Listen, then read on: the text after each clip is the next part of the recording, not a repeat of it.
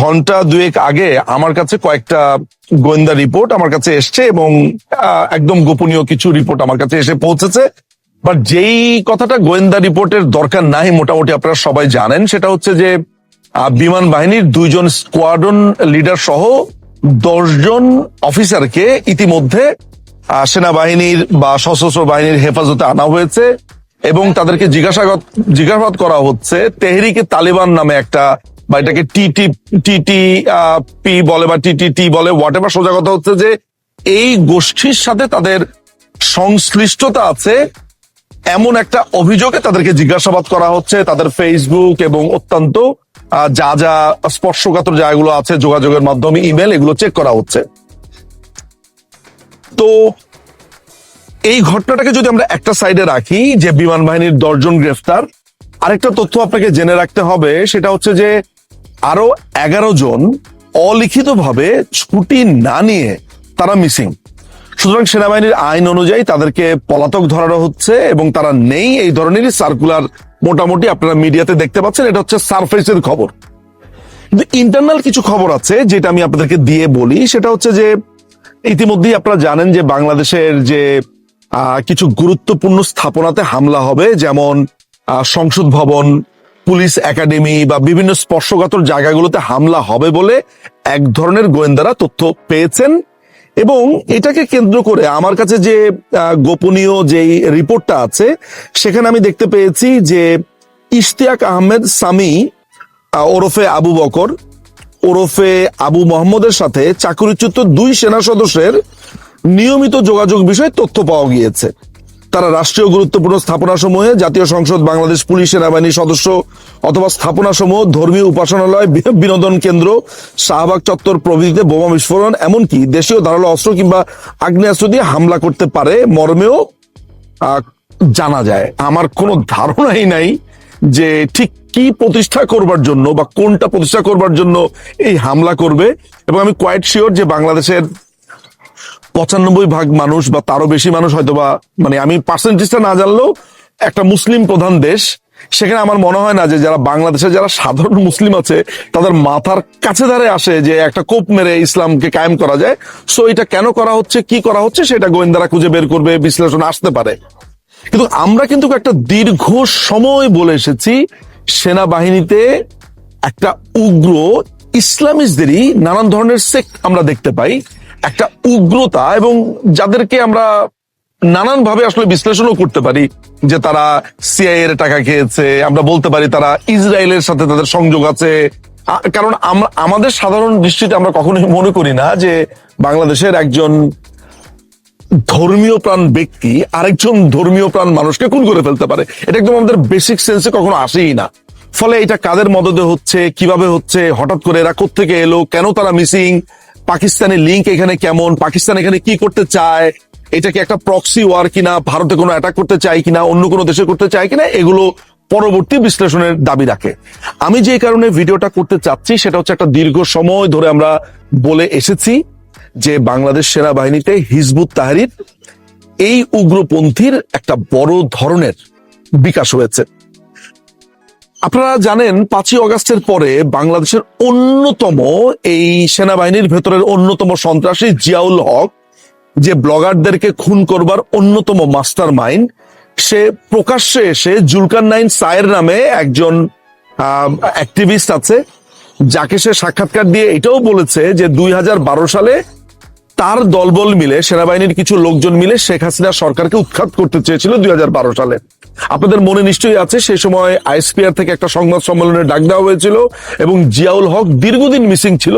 এবং আমরা এইটাও জানি জসিমউদ্দিন রহমানি, যেটা আল্লাহ করিম যে মসজিদটা আছে আদাবরে বা আপনার ওই সাইডটাতে বছিলাতে, সেই লোকটাও তখন গ্রেফতার হয়। আমরা জানি ব্লগারদেরকে হত্যাকাণ্ডে সেই জসিমউদ্দিন রহমানিকে গ্রেফতার করা হয়। জিয়াউল হককে খোঁজার জন্য অনেকটা মানে পুরো শহর চষে ফেলা হয়, তাকে ধরা যায়নি। কিন্তু 5ই অগাস্টের পরে এই লোকটি অত্যন্ত গর্বভরে সে ফেসবুকে আসে, তার পক্ষে মানববন্ধন করবার জন্য অবসরপ্রাপ্ত আর্মি অফিসারদেরকে দেখেছি, এমনকি দেশের অনেক বড় বড় সুশীলদেরকে সেখানে দেখা গেছে। এবং শহীদুল আলম, ব্রিগেড যে শহীদুল আলম, তাকে আমরা দেখেছি, তার ওয়াইফকে আমরা দেখেছি। অর্থাৎ এখনো আমার কাছে যে গোয়েন্দা তথ্য আছে সেখানে পরিষ্কার করে বলা হচ্ছে যে বিমান বাহিনীতে যেই 10 জন, 2 জন স্কোয়াড্রন লিডার এবং আরো বাকি সদস্যদেরকে ধরা হয়েছে, সেনাবাহিনীর সদস্যদেরকে ধরা হয়েছে, এইটার পেছনে জিয়াউল হকের একটা বড় ধরনের প্রচ্ছন্ন হাত আছে। এইখানে আমাদের কাছে আরো দুটো নাম এসেছে। একটা নাম হয়েছে মোহাম্মদ রাহেদ হোসেন মাহেদ, যার ফেসবুকের আইডিটাও এই রিপোর্টে আছে, সেনাবাহিনীর সদস্য। এবং আরেকজনের নাম আমরা দেখতে পাচ্ছি মোহাম্মদ রাকিব হাসান, যার একটি ছদ্মনাম আছে উবাইদা আল উসামা, বয়স 20 বছর মাত্র, এবং আরেকজন 2003 সালে জন্মগ্রহণ করেছে, 23 বছর মাত্র। ফলে এই জিনিসটা একটা ভয়ানক রকমের অশনি সংকেত যে পাকিস্তানি একটি উগ্র সংস্থা, এদেরকে আমি আসলে ইসলামিক সংস্থা বলতেও আমার একটু বিব্রত বোধ করি। আর আসলে কোনো ইসলামিক সংস্থা না, এরা আসলে পিওরলি সন্ত্রাসী গোষ্ঠী যাদের অন্য এজেন্ডা আছে। তারা বাংলাদেশে একটা অস্থিতিশীল পরিবেশ তৈরি করতে চাইছে। আপনারা জানেন যে আমি মাত্র পরশুদিন আপনাদেরকে একটা ভিডিও আপলোড করেছি যেখানে আমি পরিষ্কার বলেছি যে বাংলাদেশে অ্যাটলিস্ট 5 থেকে 6টি জায়গাতে লস্করি তৈয়বার ঘাঁটি আছে এবং তারা সেখানে করেছে। আপনারা নিশ্চয়ই আমার ফেসবুক গেলেই সেটা দেখতে পাবেন। দেখেন, 2 দিনও যায়নি, ইতিমধ্যেই এই সংবাদটা প্রচারিত হয়েছে। আমি কিন্তু ওই রিপোর্টটা করেছি, ওই ভিডিওটা করেছি একদম সুনির্দিষ্ট একটা গোয়েন্দা সংস্থার কাছ থেকে রিপোর্টের মাধ্যমে, এবং অতি শক্তিশালী একটা গোয়েন্দা সংস্থা। এবং আজকেও আমি যে তথ্যটা আপনাদেরকে দিচ্ছি বা তথ্যগুলো দিলাম সেটিও একটি গোয়েন্দা সংস্থা থেকে আমার কাছে অন্তত পক্ষে তারা যা পাঠিয়েছেন সেটাই আমি সাধারণ মানুষের কাছে কনভে করেছি।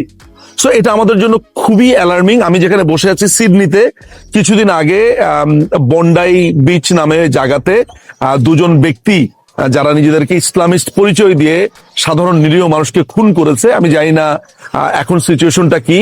ওই রকম একটা এরিয়াতেই আমি এসেছি সিডনির। তো সারা পৃথিবীতে সন্ত্রাসবাদ আর সারা পৃথিবীতে উগ্রবাদ বাড়ার কিন্তু একটা পলিটিক্যাল একটা জায়গা আছে। এটা পুরোটাই যে ধর্মীয় সেটা বলা যায় না।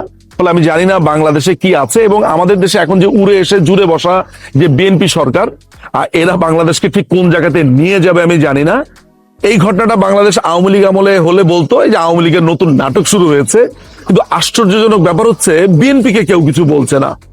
অর্থাৎ এই ডানপন্থীরা যখন ক্ষমতায় থাকে আর যখনই এইসব উগ্রবাদের বিকাশমান অবস্থা দেখতে পাই, কেউ কিছু বলে না। এটাও একটা আশ্চর্যজনক একটা ব্যাপার। যাই হোক, সাধারণ মানুষকে আমার এতটুকু বলার ছিল যে বিমান বাহিনীর এদেরকে জিজ্ঞাসাবাদ চলছে, 10 জনকে, 11 জন মিসিং। এরই মধ্যে আরো 2 জন সেনাবাহিনীর অফিসারকে তাদের ধরা হয়েছে। তাদের ফেসবুক, এই মাহেদ এবং উসামা বা রাকিব, তাদের নাম আমি বললাম। এবং বাংলাদেশে একটা বড় ধরনের অঘটনের সম্ভাবনা আছে বলে এই গোয়েন্দা সংস্থার রিপোর্ট আমাকে তা জানাচ্ছে। এবং তারা আমাকে বলেছে আমি যাতে সাধারণ মানুষকে এই তথ্যগুলো কনভে করি। তাদের অন্যতম টার্গেট হচ্ছে ভারতের সীমান্ত। এই জিনিসটাও আপনাদের জেনে রাখা প্রয়োজন। তো দাদা, আরেকটা রিপোর্ট হয়েছিল যেটা আপনার ওই যে এয়ারফোর্স নিয়ে, বাংলাদেশ বিমান বাহিনী। তো ওখানে আপনারা রিপোর্ট করেছেন যে একজন বাংলাদেশি এয়ারফোর্স জেসিও কে 2 মাস আগে টিটিপি রিক্রুট করেছে। এই নির্দিষ্ট টাইমলাইনটা আপনি কিভাবে নিশ্চিত হয়েছে যে 2 মাস আগে রিক্রুট করেছে? এটা সোর্স বেসড কমপ্লিটলি।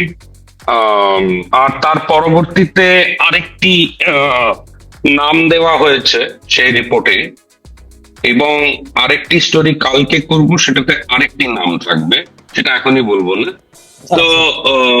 তো একজন ওই জাহরুল হক এয়ারবেস, যেটা চিটাগাং সিটির থেকে 15-20 কিলোমিটার দূরে, সেখানে যে এয়ারবেসের যে মসজিদ মস্ক আছে, তার যে ইমাম, তাকেও অ্যারেস্ট করেছে। তার নামটা আমরা প্রকাশ করেছি একটু কনফার্ম হওয়ার পর। অলদো অফিসার্স যারা ইনভলভ বা জেসিও যারা ইনভলভ বা এয়ারম্যান যারা ইনভলভ, তাদের আইডেন্টিটি কিন্তু আমরা পাচ্ছি না, খুব টাফ। আর পাওয়াটা, আমার মনে হয় আইডেন্টিটিটা এই মুহূর্তে এক্সপোজ না করাটাই বেটার।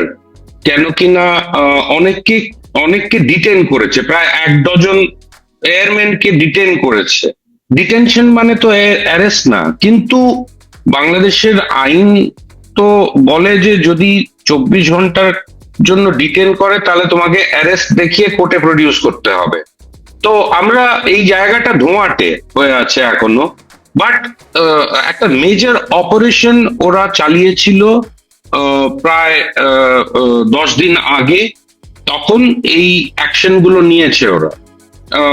আমি তো শুনছি 2জন অফিসারও ইনভলভ আছে, কিন্তু ওই যে বললাম কারোর নাম জানা যাচ্ছে না, নাম প্রকাশই করা হচ্ছে না, আর প্রকাশ করাটা উচিত নয় এই স্টেজে, কেন কিনা এটা একটা ডেভেলপিং কেস। এর সঙ্গে হয়তো 5 দিন পরে, 6 দিন পরে, 1 সপ্তাহ পরে আরো অ্যারেস্ট হতে পারে, আমরা জানি না। ক্রমশ আমরা হয়তো পাবো, কিন্তু ডিটেলস পাবো, কিন্তু এই মুহূর্তে নামগুলো নেই। কিন্তু একটা জিনিস মনে হচ্ছে যে 3টে এয়ারবেস এফেক্টেড হয়েছে। একটা হচ্ছে চিটাগাং এর জহুরুল হক এয়ারবেস, আরেকটা হচ্ছে যশোরে মতিউর রহমান এয়ারবেস, আর আরেকটা হচ্ছে কুর্মিটলাতে।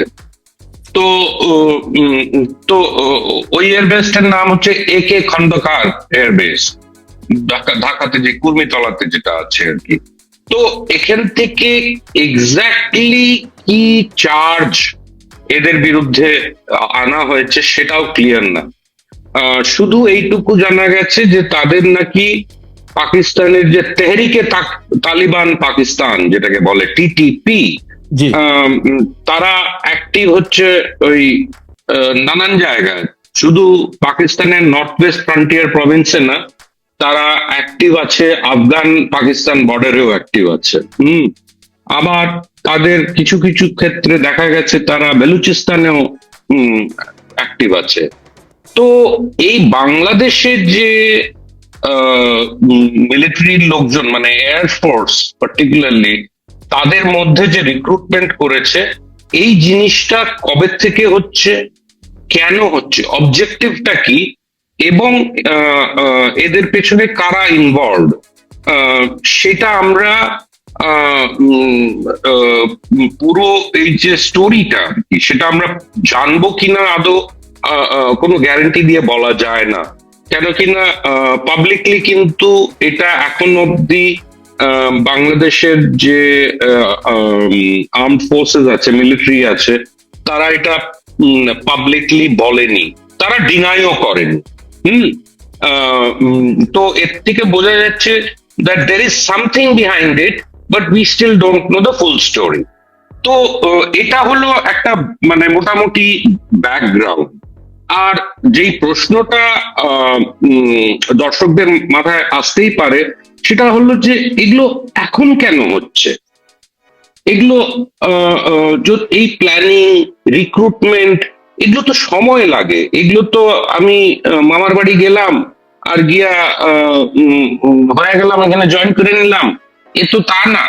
এর পিছনে অনেক মোটিভেশন লাগে লোকজনদের, তাদের স্পেশালি যারা সামরিক কোনো ফোর্সের সঙ্গে জড়িত, তাদের তো আর তারা তো আর এমনি জনতা না যে আচ্ছা ভাই চলো ভাই।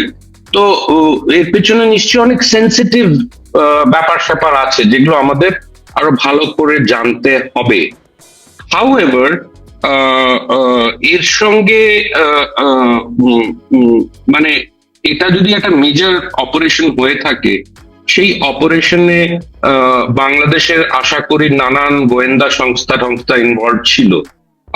তারপরে এটার একটা ক্রস বর্ডার ডাইমেনশন আছে।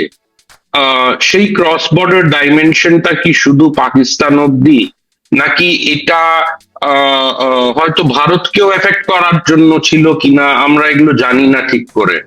কিন্তু আমরা যদি লোকাল এই সাউথ এশিয়ার যে পলিটিক্সটা দেখি আর কি, তাহলে আমাদের দেখতে হবে যে তেহরিকে তালিবান পাকিস্তান কিন্তু পাকিস্তানের যে সরকার আছে, পাকিস্তানের যে মিলিটারি আছে, তাদের বিরুদ্ধে অবস্থান নেয় আর কি। তারা অনেকগুলো অপারেশন করেছে আফগানিস্তান পাকিস্তান বর্ডারে। আর আমরা এখন দেখতে পেয়েছি লাস্ট 4-5 মাস ধরে যে আফগানিস্তান থেকে কিন্তু অনেকগুলো অ্যাটাক পাকিস্তানে হয়েছে, আর পাকিস্তান থেকেও আফগানিস্তানে অ্যাটাক হয়েছে। আমরা জানি আফগানিস্তানে এখন একটা তালিবান সরকার আছে। তো আর আমরা এটাও জানি যে ভারত একটা সুসম্পর্ক গড়ে তোলার চেষ্টা করছে এই তালিবান সরকারের সঙ্গে। গত বছর তালিবান রেজিমের যে ফরেন মিনিস্টার উনি এসেছিলেন দিল্লিতে, আমার ওনার নাম মনে পড়ছে না, বাট আই এম শিওর আমাদের দর্শকরা বুঝতেই পেরেছেন কার কথা বলছি আমি। তো উনি বেশ এসে 5-6 দিন ছিলেন ওখানে। একটা ছোট কন্ট্রোভার্সি হয়েছিল মহিলা জার্নালিস্টদের থাকা নিয়ে, বাট সেটা সাময়িক ব্যাপার ছিল বলে সেটাতে আমি খুব একটা গুরুত্ব দিচ্ছি না। বাট এই যে জঙ্গির ব্যাপারটা আর কি, আমাদের এখন দেখতে হবে যে বাংলাদেশে একটা নতুন সরকার এসছে, এই সরকারটা কি ধরনের অবস্থান নেয় র্যাডিক্যালিজমের উপরে, হ্যাঁ, এক্সট্রিমিজমের উপরে, টেরোরিজমের উপরে কি ধরনের অবস্থান নেয়। এটা দেখে মনে হচ্ছে যে মানে এটা এখন আমাদের একটু পলিটিক্যাল লেন্সের মাধ্যমে দেখতে হবে যে